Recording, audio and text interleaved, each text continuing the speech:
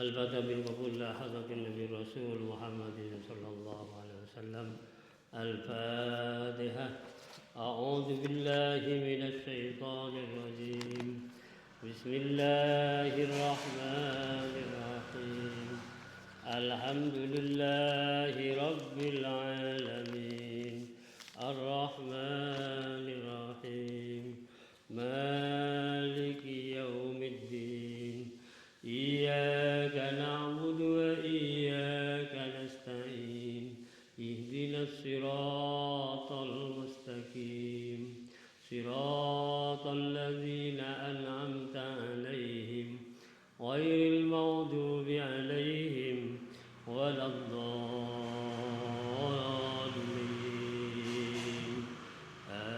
آمين.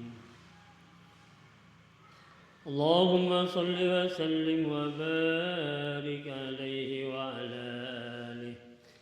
اللهم صل على محمد يا ربي صل عليه وسلم.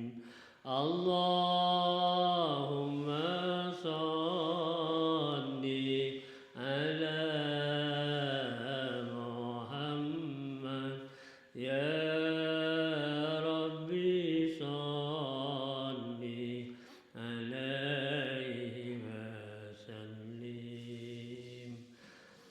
أرجو الشفاعة من محمد لو كنت أرتكب المحرم. اللهم صل على محمد يا ربي صل عليه وسلم.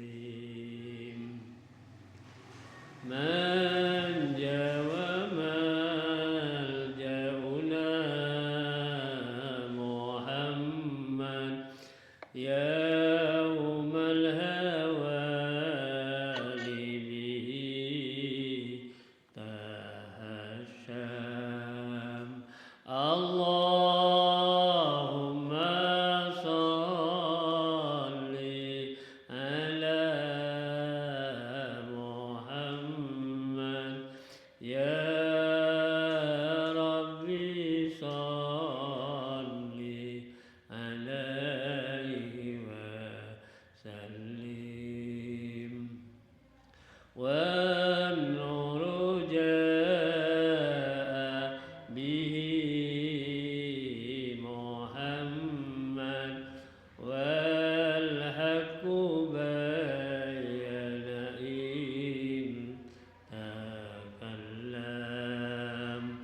اللهم صل على محمد يا ربي صل عليه وسلم. أعلى السماء سماء محمد جبريل قال له تقدم. اللهم صل على محمد يا ربي صل عليه وسلم. والجند حين غزا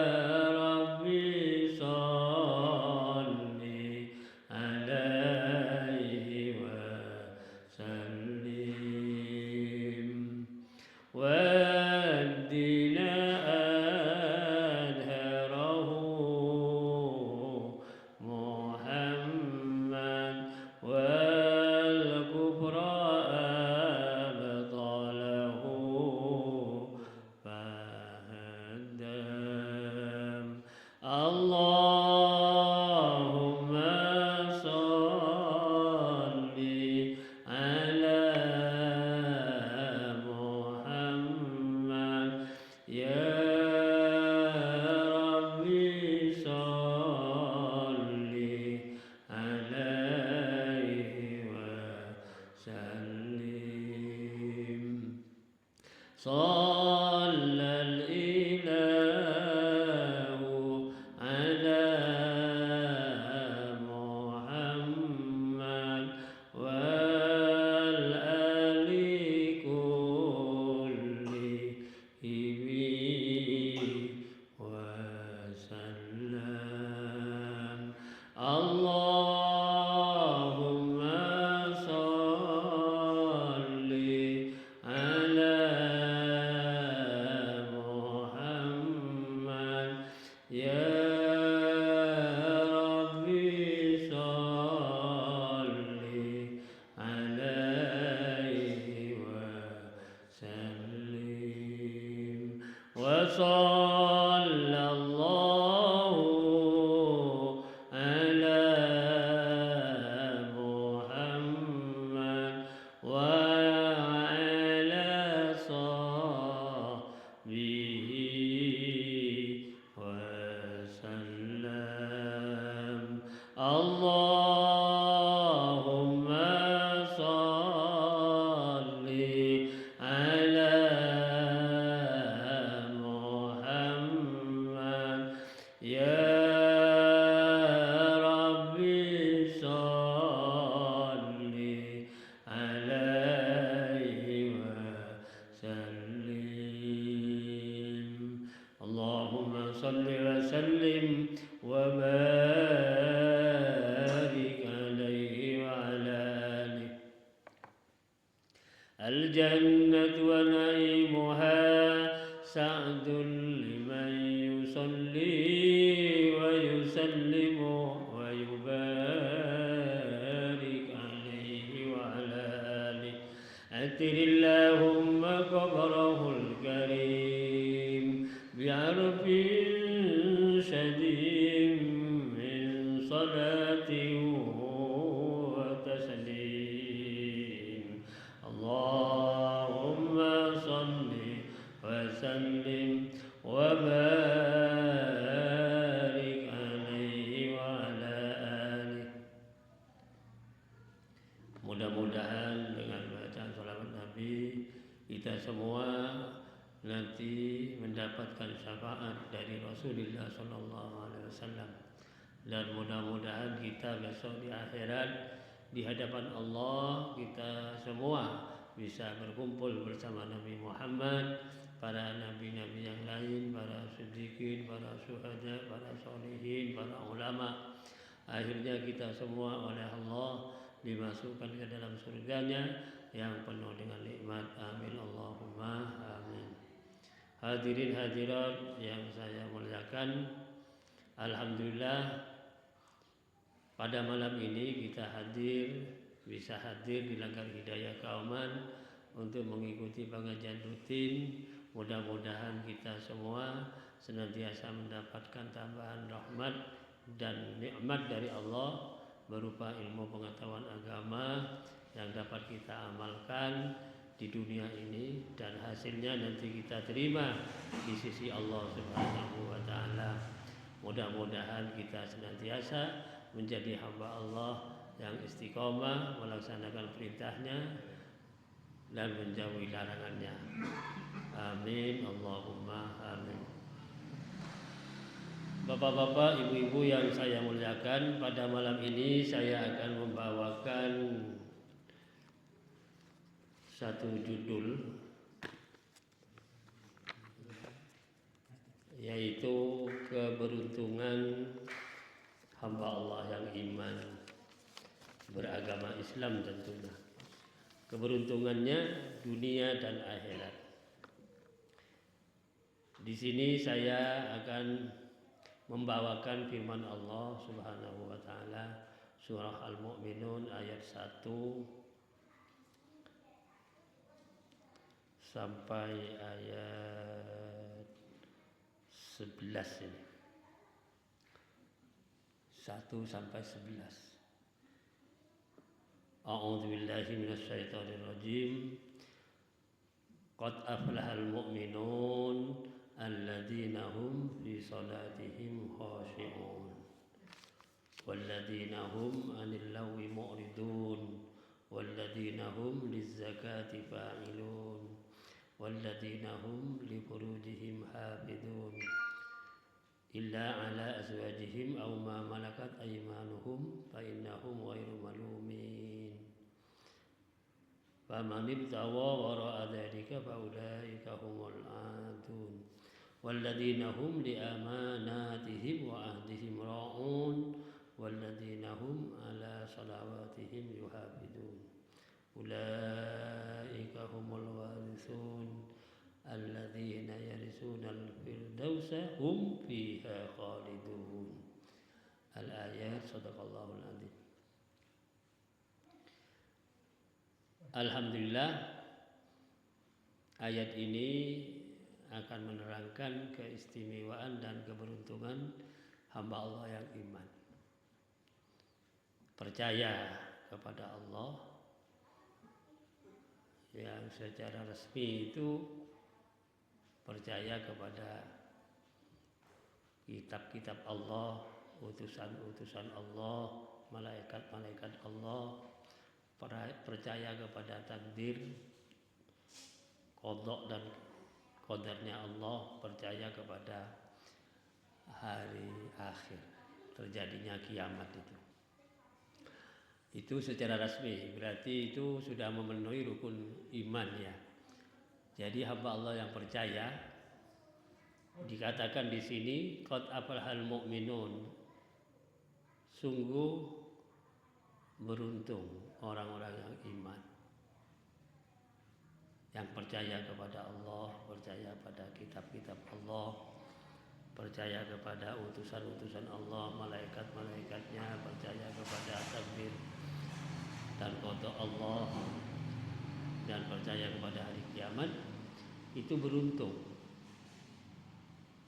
Beruntungnya itu pasti, dunia sampai akhirat. Namun demikian perlu diketahui bahwa hamba Allah yang iman beruntung dunia dan akhirat itu pertama, alladzina hum fi salatihim khashi'un. Orang-orang yang di dalam salatnya mereka itu khusyuk, melaksanakan salat dengan khusyuk. Yang menjadi problem bagi kita umat Islam khususnya di dalam melaksanakan salat tentang kekhusyuan ini. Karena waktu mau melaksanakan sholat mungkin belum melaksanakan hal-hal yang mengganggu pelaksanaan sholat itu, tidak menjaga gitu, sehingga pelaksanaan sholat itu dilaksanakan hanya formalitas belaka. Dengan kata lain, formal gitu ya, tidak dijiwai dengan kehusuan. Padahal hamba Allah yang iman beruntung dunia dan akhirat itu pertama sholatnya mereka melaksanakan dengan khusyuk. Kalau secara tata cara supaya kita bisa melaksanakan sholat dengan khusyuk, itu mulai dari persiapannya. Mau melaksanakan sholat kan kita harus suci dulu dari hadas kecil, dan juga tentunya yang sudah tidak hadas besar maksudnya. Yang jelas harus suci dari hadas. Dengan kata lain harus berwudu. Dalam proses melaksanakan wudu itu pun harus betul-betul hatinya konsentrasi bahwa wudu yang dilaksanakan itu sebagai syarat sahnya sholat, ingat kepada Allah. Dengan kata lain, wudunya saja sudah khusyuk.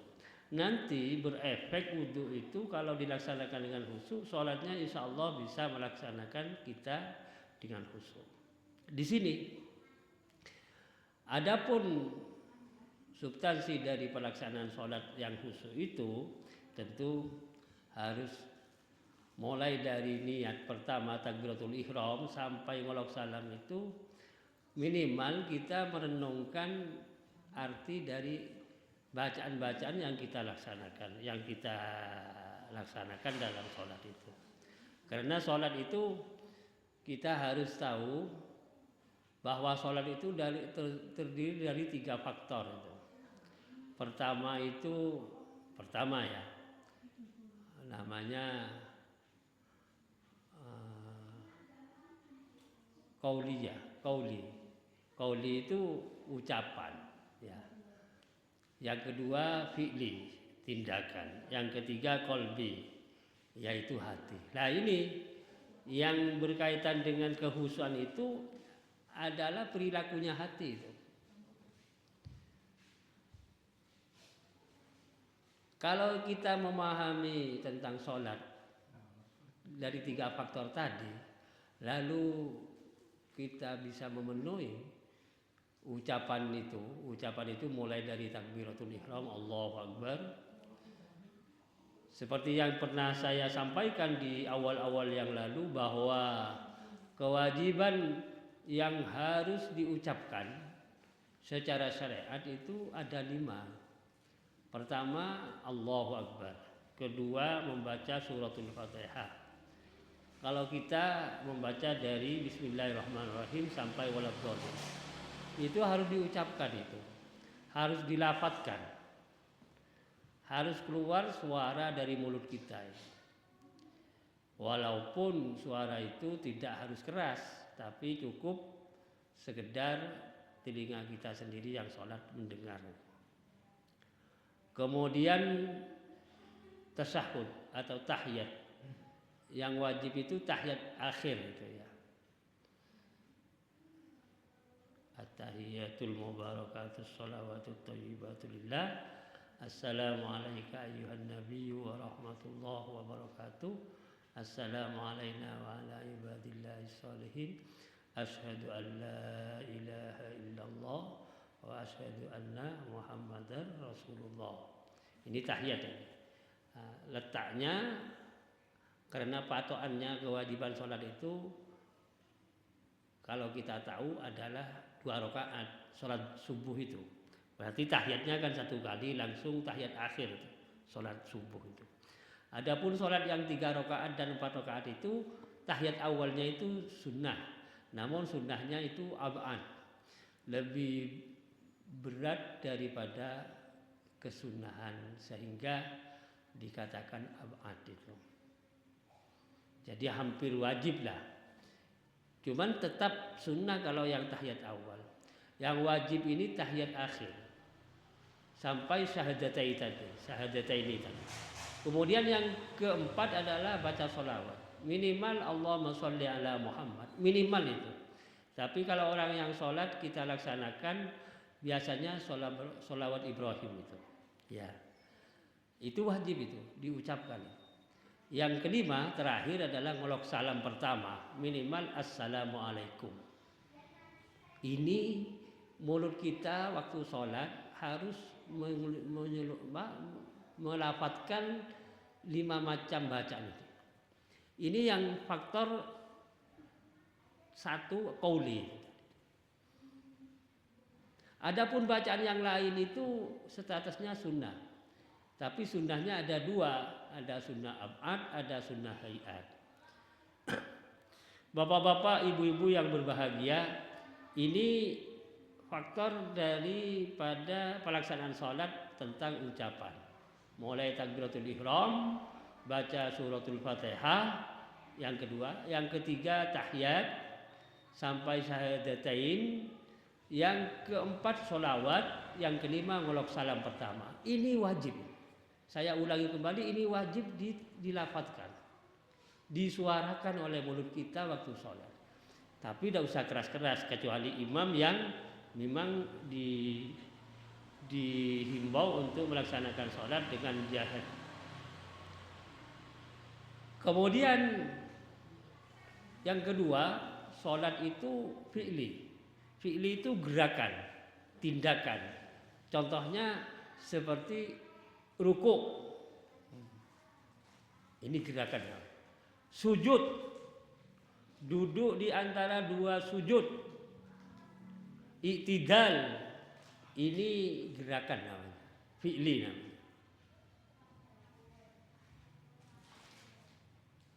Nanti tentang rukuk, sujud, iktidal dan duduk di antara dua sujud itu ada syarat-syaratnya supaya tumakninah dan seterusnya. Yang ketiga adalah kolbi itu hati. Hati kita pertama yang wajib secara syariat, hati itu harus niat. Makanya niat itu dalam hati gitu loh. Kalau baca usolli itu memperkuat saja, itu sunnah namanya. Nah, usolli fardhal maghribi salasa rakaatin mustaqbilal kiblati adaan ma'muman lillahi ta'ala kalau jadi makmum. Kalau jadi imam adaan imaman lillahi ta'ala. Tapi yang berbuat adalah hati. Hatinya niat ingsun salat maghrib 3 rakaat makmum di madhep kiblat lillahi ta'ala, fardhu lillahi ta'ala. Itu wajib. Hatinya itu ngomong. Kalau orang Jawa bilang hati kecil bicara ya, misalnya gitu. Suara hati kecil itu. Jadi niat ingsun dalam hati itu sholat. Ini yang wajib ini, hati, masalah niat. Yang kedua tentang tadi kekhusyuan itu. Nah, yang menyebabkan orang Islam beruntung dunia dan akhirat apabila khusyuk, kan gitu. Jadi hati khusyuk, hadir, merasa sedang berkomunikasi dengan Allah, suwan kepada Allah, walhasil merasa betul-betul mengabdi, menyembah kepada Allah. Syukur bacaan tadi, ucapan tadi yang dibaca tadi, mulai takbir sampai Fatihah, tahiyat dan sholawat dan golok salam itu direnungkan maknanya. Masih banyak ucapan dalam sholat yang dihimbau, dianjurkan supaya kita merenungkan, supaya mudah di dalam melaksanakan sholat dengan khusyuk. Kan? Yang ketiga ikhlas. Nah ini ada 3 faktor dalam hati kita. Pertama yang wajib syar'i, niat tadi. Yang kedua kehusyuan dan yang ketiga keikhlasan. Apabila 3 faktor ini ada dalam hati kita lalu kita aplikasikan waktu sholat, insya Allah masuk dalam ayat qad aflahal mu'minun alladzina hum fi sholatihim khashi'un. Ini ikhlas ini menjadi faktor nomor 3 dalam hati kita. Ternyata Allah berfirman wa ma umiru illa liya'budullaha mukhlishina lahuddin hunafa, kan gitu. Allah Ta'ala itu memerintah kepada hambanya, termasuk kepada kita, intinya agar kita menyembah kepada Allah itu ikhlas. Tidak dengan sebab faktor X, karena malu kepada tetangga, kepada mertua, kepada teman dan seterusnya. Bukan itu. Tapi memang lillahi ta'ala. Inni wajjahtu wajhiya lilladzi fataras samawati wal arda hanifa musliman wa ma ana minal musyrikin. Inna salati wa nusuki wa mahyaya wa mamati lillahi rabbil alamin. Inna salati, ini pernyataan ikrar namanya. Sesungguhnya salat saya, ibadah saya, kan gitu. Mati saya, hidup saya itu lillahi rabbil alamin. Dinyatakan dalam salat. Langsung disampaikan kepada Allah. Merasa sedang menghadap, menyembah di hadapan Allah yang Maha Agung. Iyyaka na'budu, kepadamu ya Allah kami menyembah, kan begitu. Jadi ini dicocokkan, dikaitkan dengan ikrar tadi, firman Allah dalam suratul Fatihah tadi, iyyaka na'budu.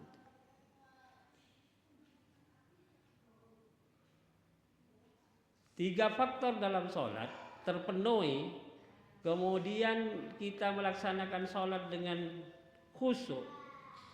Niat sudah, khusyuk iya, ikhlas iya, ya pasti alladzina hum fi sholatihim khashi'un. Ini yang pertama. Keberuntungan orang yang iman kepada Allah, termasuk kita, insya Allah, apabila kita bisa melaksanakan sholat betul-betul, melaksanakan dengan khusyuk. Kemudian hamba Allah yang iman juga beruntung, walladzina hum 'anil lagwi mu'ridun. Dan orang-orang yang mereka itu berpaling dari tindakan-tindakan atau perbuatan-perbuatan yang lawi. Lawi itu condongnya kepada perbuatan dosa. Kalau bahasa yang lebih sederhana, anil lawi itu ada dari perbuatan yang sia-sia, tidak ada artinya apa-apa. Ya condongnya kepada tindakan yang bermaksiat. Memang hamba Allah yang beruntung dunia dan akhirat senantiasa menghindari baik itu omongan, pembicaraan atau tindakan dari hal-hal yang membuat murka Allah. Bahasa agamanya maksiat, menghindar, berpaling, jauh, meninggalkan dari tindakan yang maksiat kepada Allah Subhanahu wa taala. Yang ketiga, walladzina hum lizzakati fa'ilun. Orang-orang yang iman kepada Allah beruntung dunia dan akhirat, yang mereka itu senantiasa melaksanakan zakatnya. Nah, ini zakat ini bermacam-macam, kalau dibahas banyak ini. Zakat ini zakat harta ya,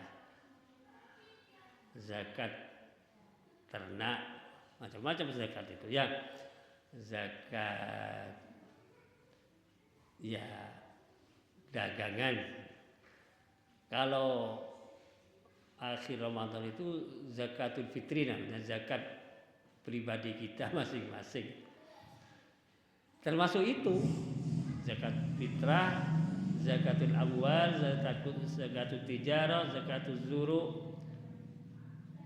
termasuk zakatnya zakatul hawashi, hewan ternak seperti halnya kambing, sapi, lembu dan unta.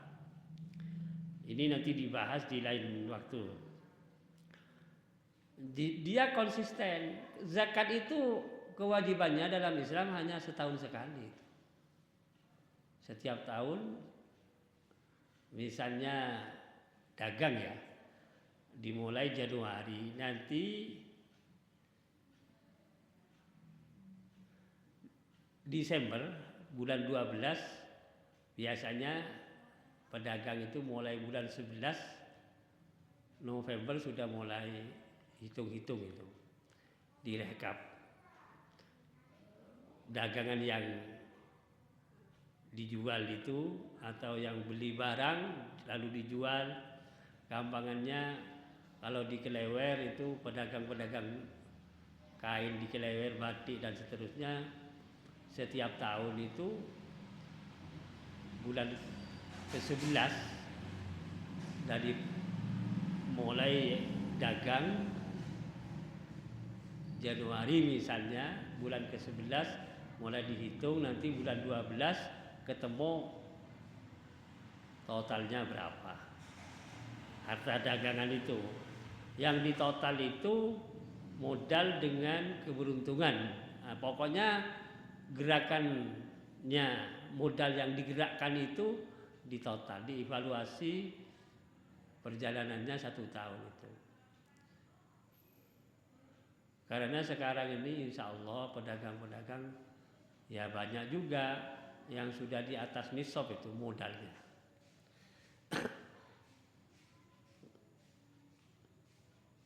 Kemudian yang keempat, walladzina hum li furujihim hafizun.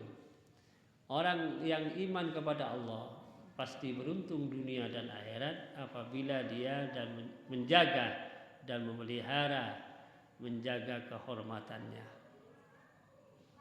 Tidak digunakan sembarangan.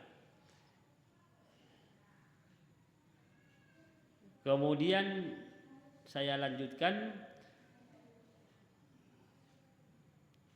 walladzina hum li amanatihim wa ahdihim ra'un. Yang kelima ini.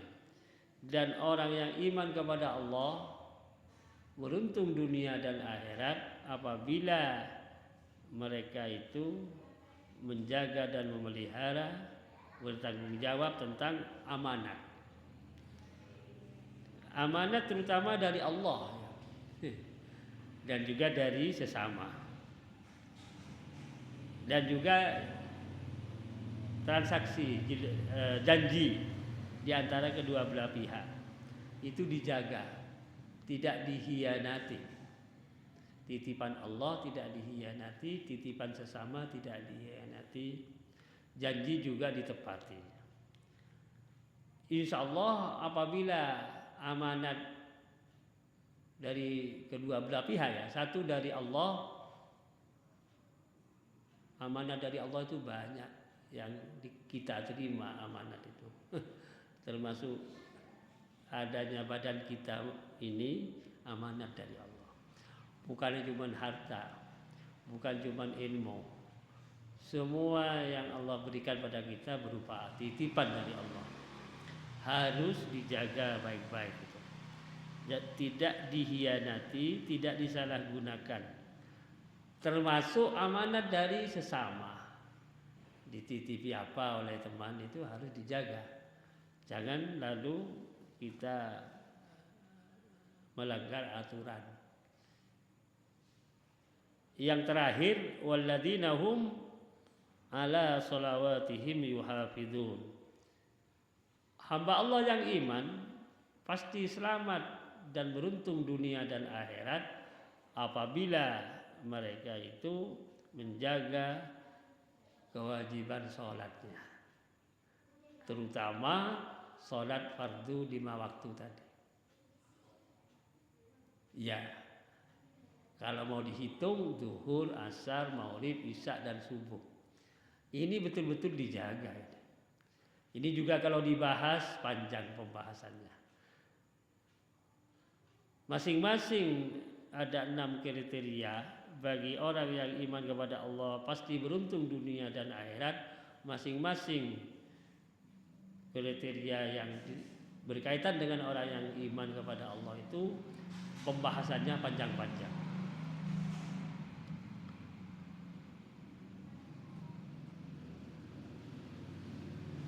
Apabila hamba Allah yang iman itu betul-betul 6 kriteria itu terpenuhi, apa balasan yang Allah berikan? Ulaika humul warithun.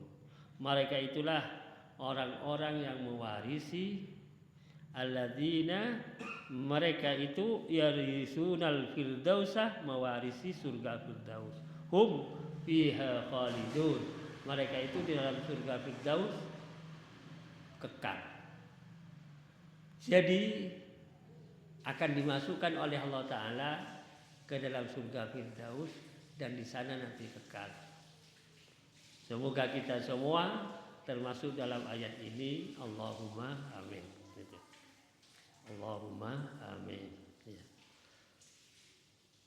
Bapak-bapak dan ibu-ibu yang berbahagia, saya mau menguraikan sedikit tentang sholat yang tadi sudah kita uraikan di awal tadi. Sholat itu intinya sebetulnya adalah permohonan kita kepada Allah.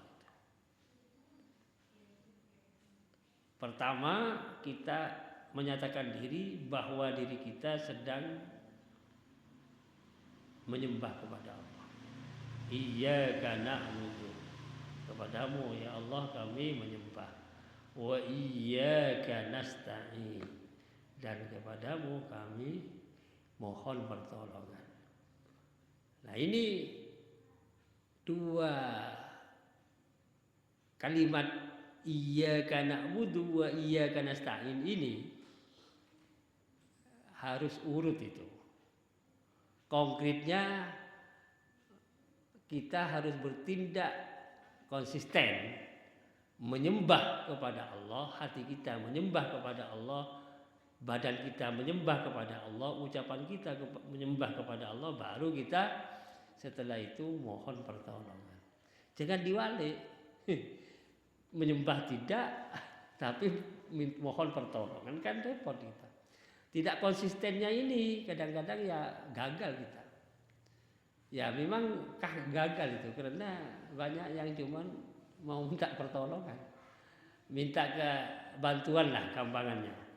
Kalau lebih yang spesifik itu minta enak, hidupnya yang enak, ya tidak enak-enak karena nyembahnya kepada Allah itu setengah-setengah, tidak bulat. Padahal intinya adalah menyembah kepada Allah, baru nanti mohon pertolongan, kan begitu.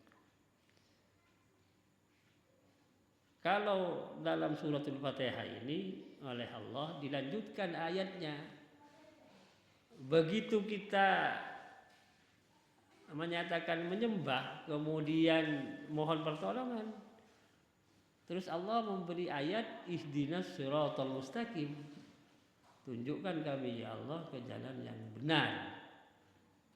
Ini dalam tafsir itu siratal mustaqim adalah agama Islam. Siratal ladzina an'amta alaihim, seperti jalannya orang-orang yang telah Engkau beri nikmat atas mereka.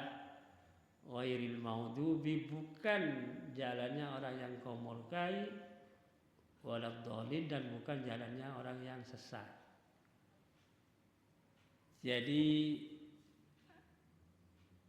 dinyatakan dalam suratul Fatihah itu jalan yang benar, yang cicik itu, yang mustaqim itu adalah agama Islam.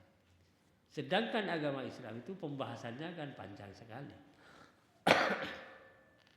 Bapak-bapak dan ibu-ibu yang berbahagia, kemudian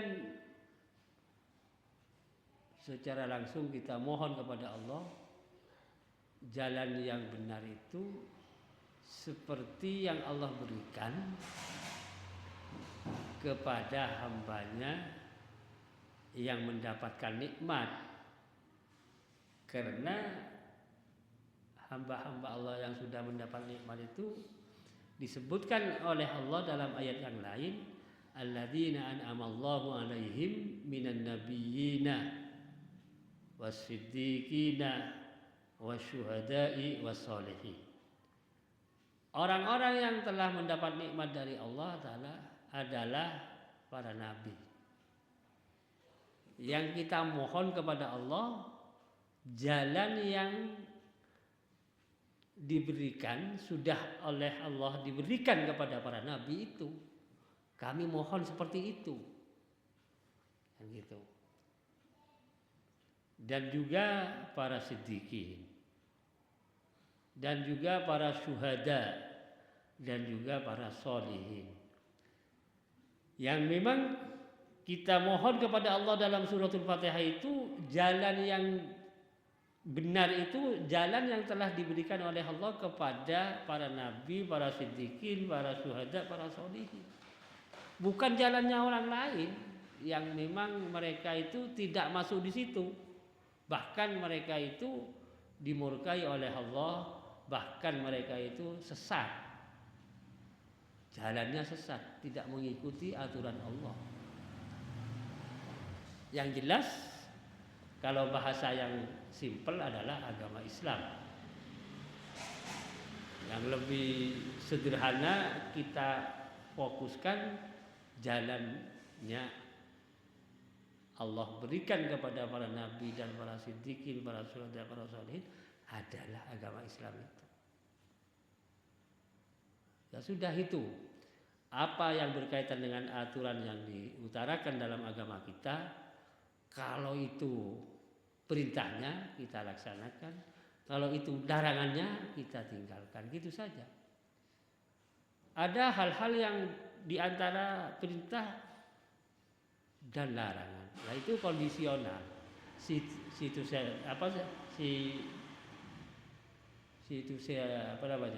Kondisional ya, kondisi.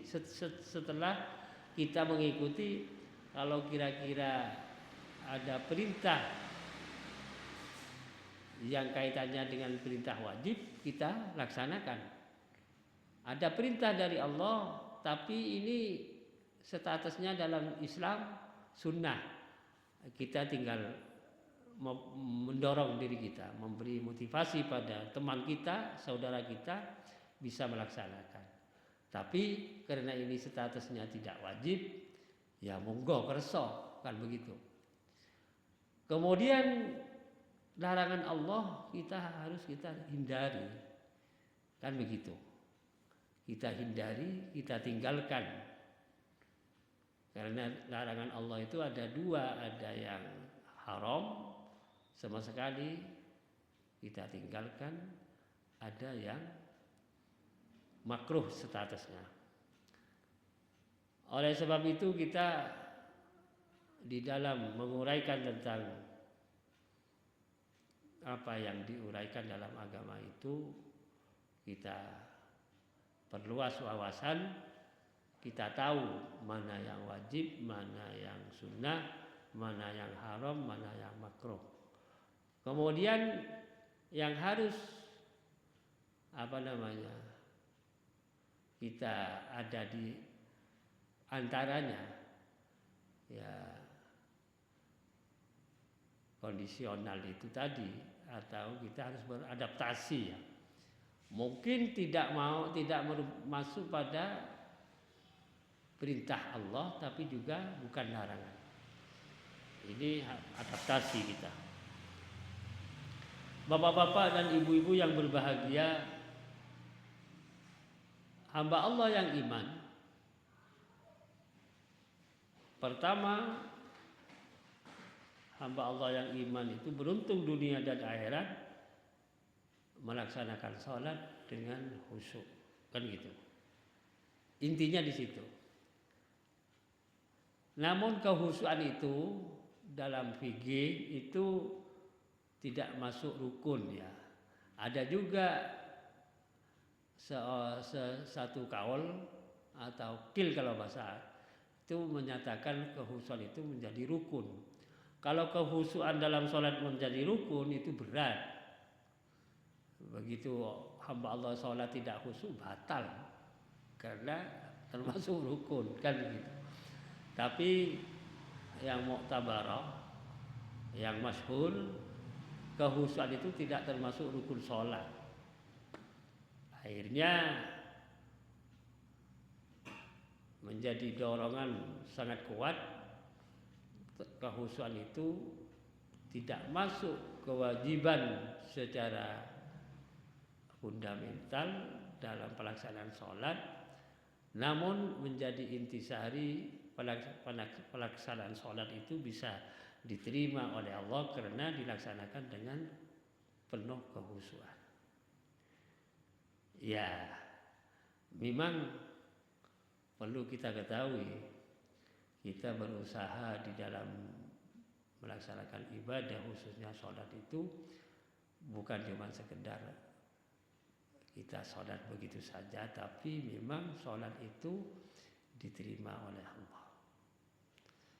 Kalau dibahas lebih longgar lagi itu tentang sholat, ada sholat yang sah tetapi tidak diterima. Nah di sini menjadi faktor bagaimana kita terdorong supaya bisa melaksanakan sholat sah dan diterima. Jadi gini, terutama yang kelihatan pakaian, ya juga makanan, minuman kan gitu. Itu secara resmi itu halalan, thayyiban mubarakah. Termasuk tempat. Kemarin itu ada pembahasan tentang seseorang melaksanakan sholat di tempat yang tidak halal, ngosop gitu ya.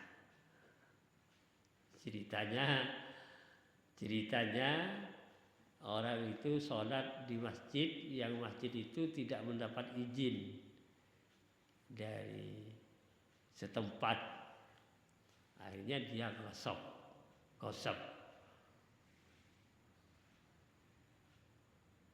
bangun masjid di situ tapi liar gitu ya. Bagaimana sholatnya orang yang di masjid tidak halal itu?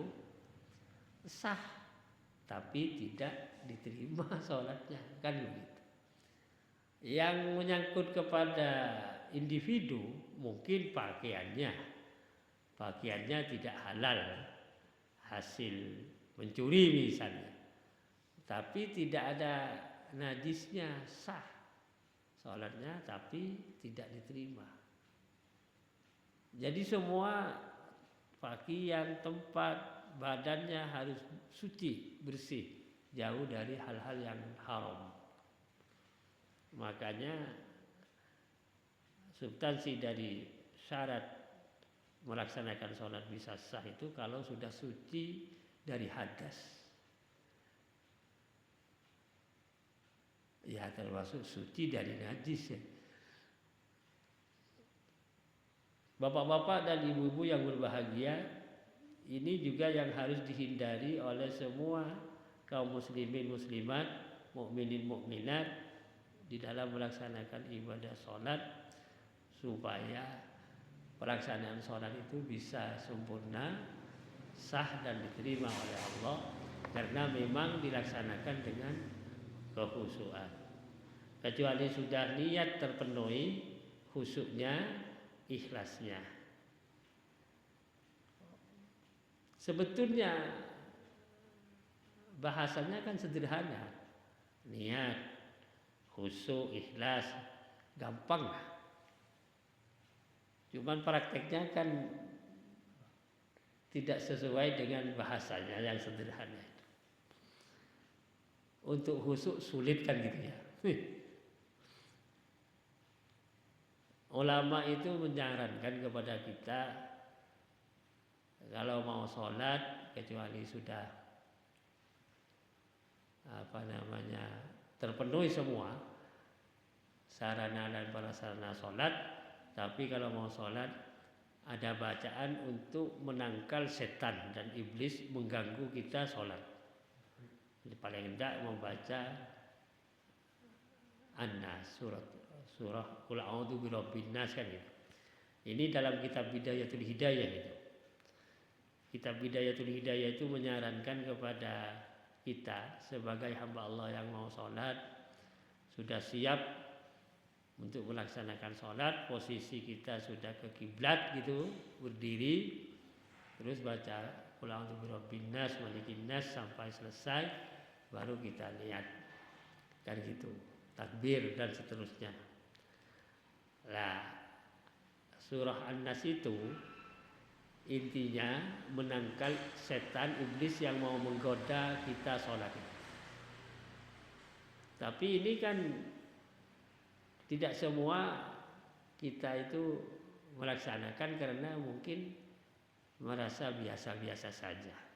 Kebetulan ibadah rutinitas, rutin. Akhirnya dianggap biasa-biasa saja. Padahal tiwas meluangkan waktu, kalau bahasa yang sederhana tiwas jengkang-jengking, tapi kita kurang begitu sempurna karena tidak khusyuk. Sekali lagi, kehusuan itu menyebabkan sholat kita diterima. Kalau tidak khusyuk, sulit sholat kita itu diterima oleh Allah. Kalau sahnya sudah sah, asal terpenuhi syarat rukunnya.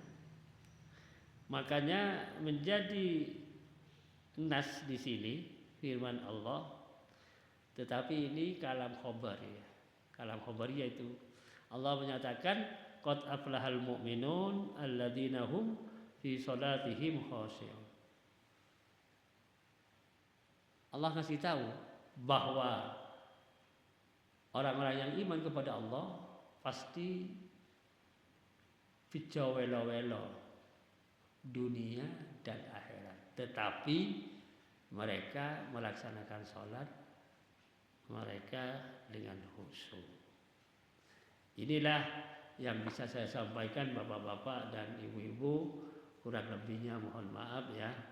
Mudah-mudahan apa yang saya sampaikan ini mendapat ridho dari Allah, menjadi pengertian bagi kita. Kita termotivasi untuk bisa ke depan itu diri kita masing-masing bisa perhatian di dalam melaksanakan sholat tentang hal yang penting, kehusuan dan keikhlasan. Maulaya sholli wa sallim daiman abada ala habibika khairil khalqi kullihim huwal habibul ladzi turja syafa'atuhu li kulli hawlin minal ahwali muhtahimi ya Rabbi bil Mustafa balligh maqasidana waghfir lana ma madha ya wasi'al karami. Rabbana atina fid dunya hasanah wa fil akhirati hasanah wa qina adzabannar. Walhamdulillahirabbil alamin. Assalamualaikum warahmatullahi wabarakatuh.